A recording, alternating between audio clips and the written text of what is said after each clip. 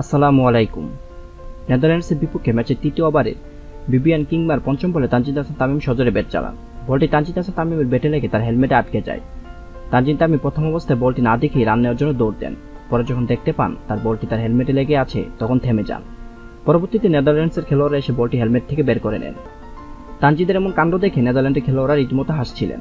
অন্যদিকে মাঠে তামিমের এমন কাণ্ডে দৌড়ে আসেন মেডিকেল টিম, এসে তামিমকে প্রাথমিক চিকিৎসা দেন। পরে তামিম নিজেকে সেভ মনে করলে মাঠ ছেড়ে চলে যান মেডিকেল টিম। অন্যদিকে সৌম্য এসে তামিমের হেলমেটটি চেঞ্জ করে দেন। সবথেকে মজার ঘটনার জন্ম দেন মাঠের গ্যালারিতে থাকা এক দর্শক।